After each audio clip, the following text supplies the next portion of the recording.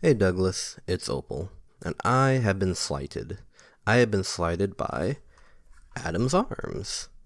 And what Adam's Arms did to me is I bought their piston kit, and that's what's inside here right now. But the problem with their piston kit is that it doesn't work with the majority of AR-15 handguards. The the piston has a little piece that needs to rest against a mil-spec barrel nut, or a barrel nut that's like the same depth as a mil-spec barrel nut. But if you've ever used a mil-spec barrel nut, you'll know that it's very short. The mil-spec barrel nut ends about right here, so it's maybe like an inch long, and no one makes handguards that are only an inch long. And so I said, hey, well, I bought this piston kit for pretty cheap. I'll just go to Adam's Arms website, buy one of the handguards there, and even though I'll be out an extra $100, it'll still be like $300 for a piston system. That's not too bad. And so I went over there, I bought one of their handguards, and turns out they lied to me.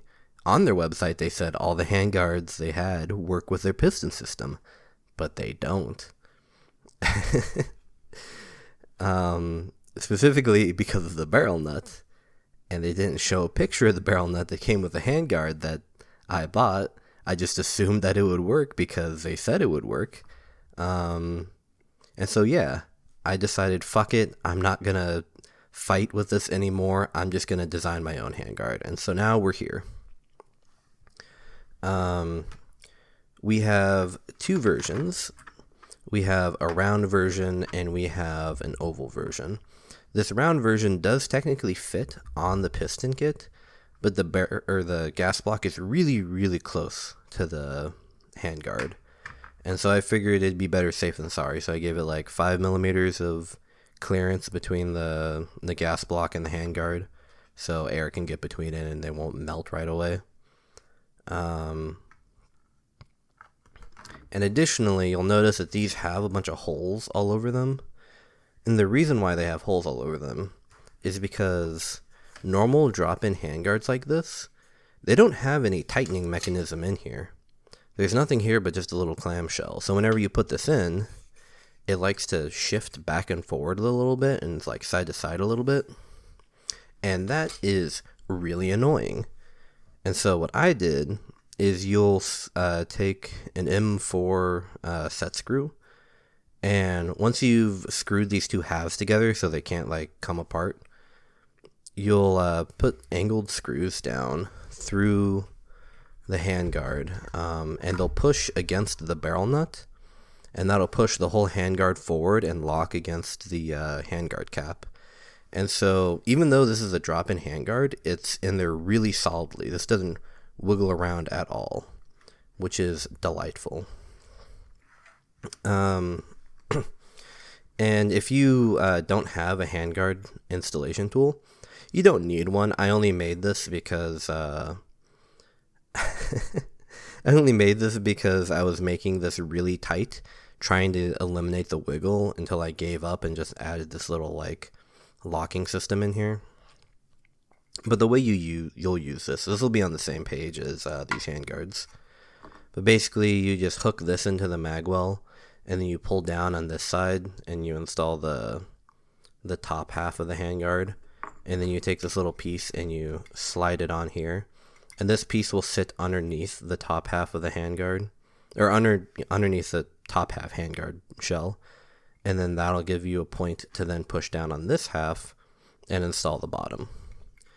And these just take socket head M4 screws. I love M4 screws. I use them on everything. Unfortunately, this doesn't work with set screws. Or I guess I could have done it. It would have been really awkward to make that, or to incorporate it in this way. So I just didn't. But anyway, so here you can see that I've designed, or I don't know if I want to say designed. I modeled an angled foregrip and a hand stop.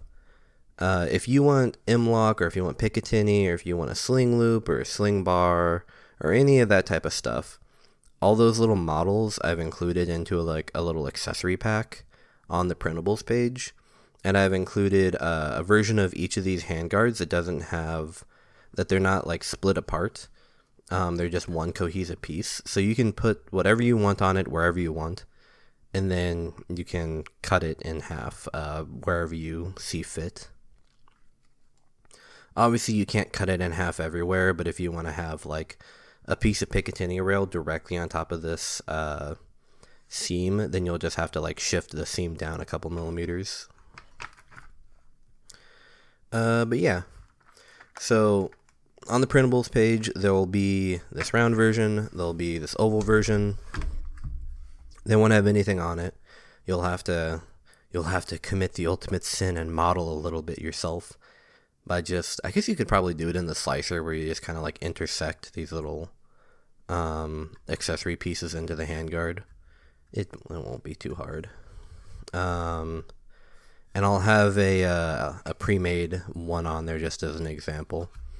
The pre-made one has Picatinny rail on the top and on the right side of the oval handguard, so you can like put a flashlight on the 3 o'clock position and a tape switch on the 12 o'clock position, and have a hand stop for reference with the placement of your left hand.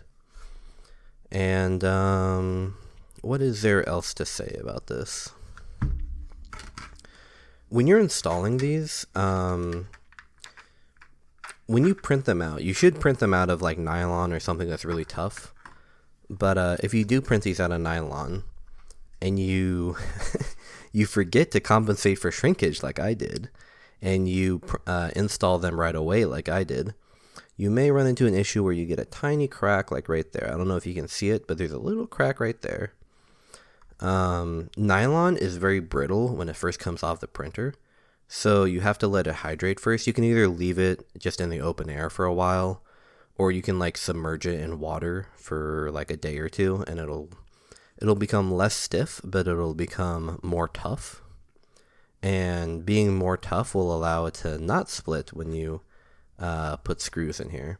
And to mitigate the risk of someone forgetting to compensate for shrinkage like I did, and forgetting to compensate for hydration like I did, I shifted these screw holes a little bit deeper, so hopefully they're less likely to split, but you know, who knows. You can obviously find all these files on my printables page, which I will have linked in the description. And if you want to come talk to me about anything, I have a Twitch. And leave a comment if you have any questions.